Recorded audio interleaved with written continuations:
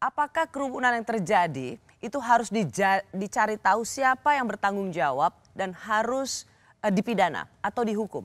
Kalau dari perspektif hukum kita mau pakai, kerumunan itu kan banyak sekali orang kan, tidak mungkin Anda tangkapin semua itu kan, secara pidana nih, tidak mungkin. Maka kalau Anda mau menggunakan pendekatan yuridis, yang istilahnya Bung Tirto itu adalah represif, maka yang dicari itu adalah penanggung jawab acara itu.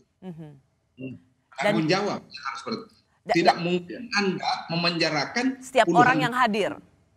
Ya. Setiap orang yang hadir kemudian akan dipenjara. Tidak mungkin, karena ini kan kerumunan. Betul. Nah, jadi pertanyaan saya, Prof. Hamid adalah, apakah tapi kita tetap harus mengejar, polisi menurut Anda penting untuk tetap mengejar siapa yang bertanggung jawab untuk kemudian dipidana atau dihukum? Saya membayangkan seperti itu. Masalahnya begini, situasi COVID di Indonesia itu sudah melampaui kemampuan kita untuk memahaminya. Tiap hari ada yang meninggal. Tiap hari ada yang kena.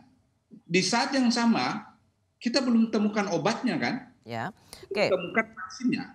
Tunggu dulu, Ci. Saya mau ingin jelaskan sebelum masuk ke aspek represifnya. The only way yang bisa dilakukan adalah menjaga jarak, ya, dengan protokol yang sangat ketat, kemudian mencuci tangan, kemudian melakukan disinfektan. Nah, kalau ketiga faktor ini terlanggar, maka itu berarti penularan makin menjadi-jadi. Betul, oke. Ya. Nah, dalam konteks Petamburan ini sudah jelas bahwa Jakarta ini COVID-nya paling tinggi sekarang. Ya, sementara kerumunan tidak bisa dicegah. Ya kan? Nah, ketidak bisa dicegah inilah sebenarnya yang harus kita telusuri, mengapa terjadi tidak bisa kerumunan. Dicegah.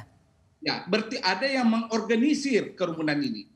Kan tidak mungkin kerumunan itu puluhan ribu orang datang begitu saja kalau tidak ada yang mengundang. Ya kan? 1-2 orang mungkin kesadaran sendiri. Tapi kerumunan begitu banyak, itu kan pasti ada yang mengorganisirkan, setidaknya memberitahu. Baik. Ya. Kita lakukan A, mari kita lakukan B, dan sebagainya. Baik, jadi kalau misalnya berdasarkan pasal 93 yang tadi saya sudah bacakan, setiap orang yang tidak mematuhi penyelenggaraan kekarantina dan sebagainya itu tidak mungkin. Tidak mungkin ribuan orang yang misalnya menjemput di bandara, ikut dalam acara di karantina itu dipidana semuanya. Tetapi yang bertanggung jawab gitu ya Prof. Hamid. Tapi pertanyaan saya adalah, bukankah penyelenggara sudah dikenai sanksi membayar 50 juta? Oh enggak, itu sanksi administrasi dari peraturan gubernur, bukan sanksi pidana dari Undang-Undang Nomor 6 Tahun 2018. Beda sih. Itu sanksi pelanggaran dari peraturan gubernur yang sifatnya administratif. Tujuan kekarantinaan kesehatan itu adalah mencegah keluar masuknya penyakit atau faktor risiko kesehatan masyarakat. Ya, kalau Prof. Hamid gini, tadi saya sempat saya naik turun soalnya sinyal kita, jadi saya nggak terlalu jelas. Saya mau ingin dapat penjelasan. Bukan emosimu yang naik turun. Bukan sinyalnya nih. Makanya saya supaya penonton juga clear. Jadi meskipun sudah ada sanksi administrasi 50 juta dibayarkan karena betul ada pelanggaran protokol kesehatan, tapi itu tidak menghilangkan tindak pidananya. Tidak menghilangkan tindak pidananya. Oke, baik.